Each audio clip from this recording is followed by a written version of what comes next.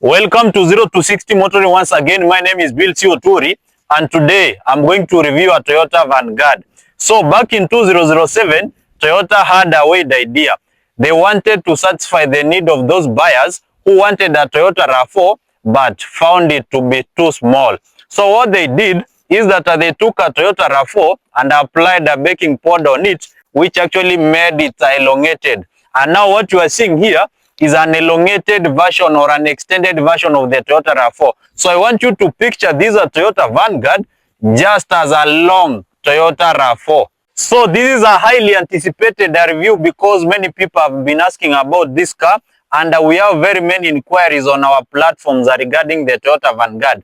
So if you are new on this platform, consider subscribing to our channel and following us on our social media platforms so that you don't miss any of our video reviews. If you want to purchase a car, you can task us to get a clean car for you under our car scouting program. So the Toyota Vanguard production ran from 2007 up to 2014. So it is a production that has spanned for just 7 years.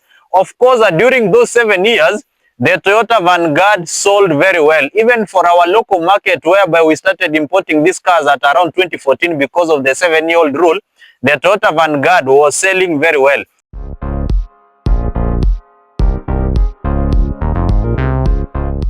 You may find some Toyota Vanguards which normally have a spare wheel mounted on the tailgate, and I prefer those ones. I find them aesthetically appealing over these ones with a flat tailgate, but they are not common to come across. Now, this is how the Toyota Vanguard looks like when all the 7 seats are in usage. And normally there is a compromise you take if you utilize all the 7 seats in most crossovers. It means that you won't be having any much boot space. So there are some Toyota Vanguards that normally come as 5-seaters, and those ones have a very generous boot space because these 2 extra seats are not existent, and that means that you should be having a very generous boot space.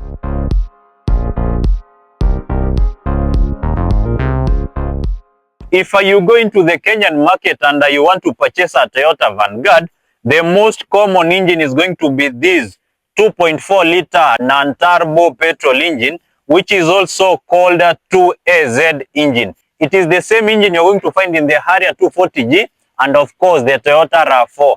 For these 2AZ 2.4-liter, you are looking at around 160 horsepower and 220 Newton meters of torque. So these are 2.4-liter Toyota Vanguard utilizes a super CVT transmission, which sometimes can mimic a 7-speed automatic transmission. Assuming you are not satisfied with the performance of this 2.4-liter 2AZ engine, the Toyota Vanguard can also be offered with a V6 engine, that is a 3.5-liter V6, normally called a 2GR, which is also applied in the Lexus RX 350.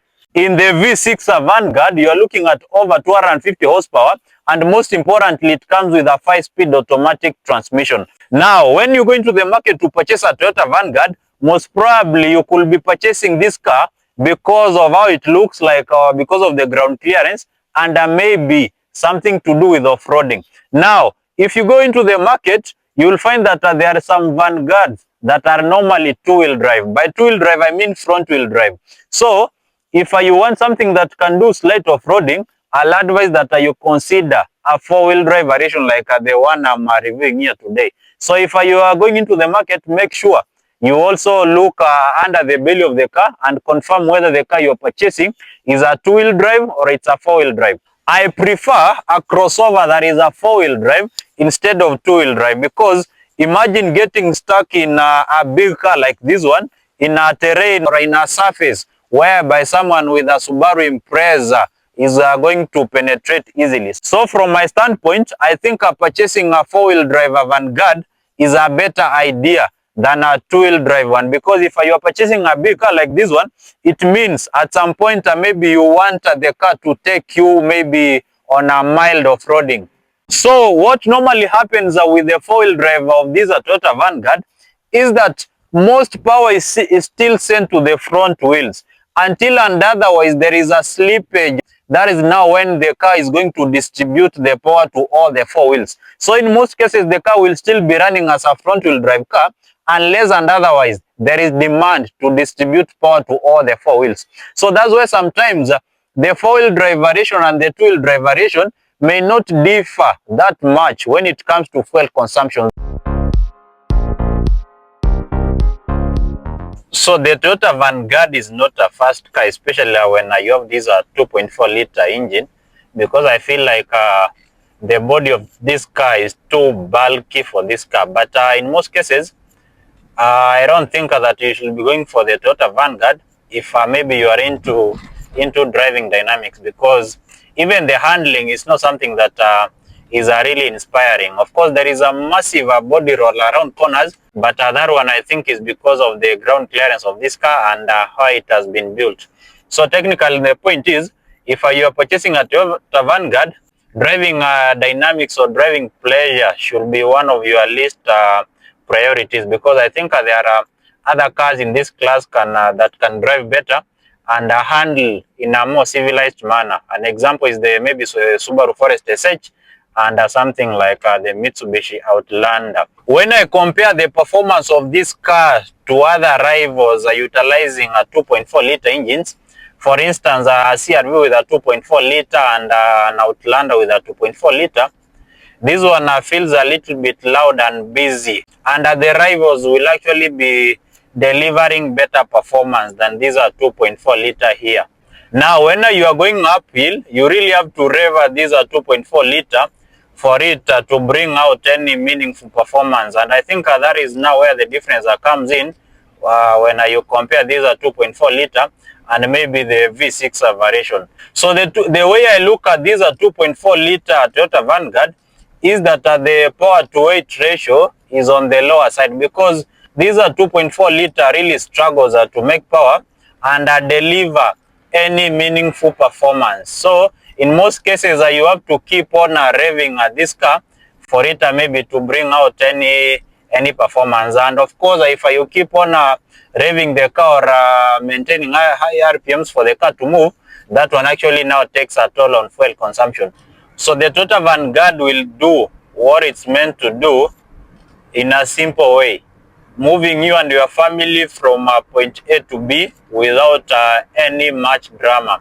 In terms of handling and driving dynamics, of course, it's not the best car in the class, but it can still get the job done. For those who want good performance, I think purchasing the 3.5-liter V6 could be the best way to go about it, because this 2.4-liter doesn't inspire driving, especially when the car is loaded, or maybe when you are going uphill. In most cases, the engine will actually be feeling a little bit busy and struggling.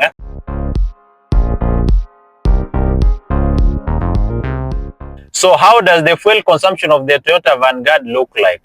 The realistic fuel numbers that you're going to get from a Toyota Vanguard is around 10 kilometers per liter. You'll actually struggle registering anything above 10 kilometers per liter. Under the 10 kilometers per liter, you normally achieve that number by being gentle and disciplined when you are driving this car. Otherwise, when the car is loaded and maybe you are a little bit aggressive on the gas pedal, the likelihood of getting 8-9 kilometers per liter is on the higher side. So the fuel consumption of this car will be around 8-9, or if lucky, 10 kilometers per liter. I'm not surprised by those numbers, because they are close to the numbers that you're going to get in a CRV 2.4-liter or even a Mitsubishi Outlander with a 2.4-liter MIVEC engine.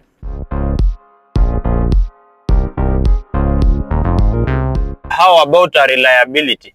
Well, the Toyota Vanguard is a solid car and a dependable car, but there are some flaws that we have to talk about. When you look at this engine, the 2AZ engine, it has bigger problems with oil consumption, especially when it starts to accumulate higher mileages. So that is something you have to be worried about. There are very many claims of this 2.4-liter engine consuming oil. So at some point, you may need to do an engine rebuild if maybe you get yourself to that point of oil consumption. That is the biggest issue with these 2AZ engines. For the gearbox, these are Super CVT gearbox. I've not had any of issues with it. So technically, in terms of dependability, it's a car that you can trust, but once the car starts consuming oil, then you will need to start planning for an engine rebuild. So in most cases, if you buy a high mileage Vanguard, at some point you may need to do some oil top-ups here and there before the next service interval.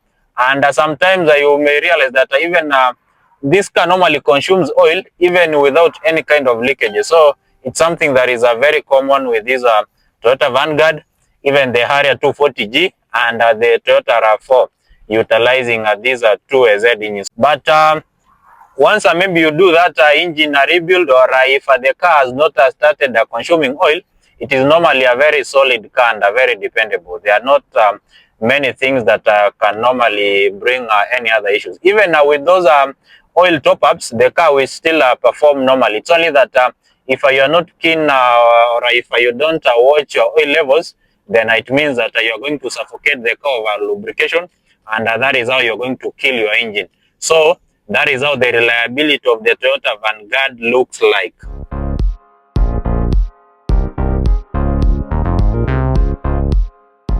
So this is the cabin of this Toyota Vanguard, and one thing the Toyota Vanguard excels in, I have to give a credit, is in terms of the space. This is a massive headroom. The knee room is okay. Even for the second row seat occupants, they are going to have some good decent space. Of course, the third row seat, it is normally meant for kids. Now, when you look at this cabin styling here on the dashboard, it is bland, basic, and you may also call it an inspiring. So if maybe you want to spice things up, you may need to switch these infotainment this system here, and maybe you install an aftermarket one. But when you look at the cabin styling of this car, it is just a minimalist design. There is nothing you can talk about this car in terms of maybe aesthetic appeal.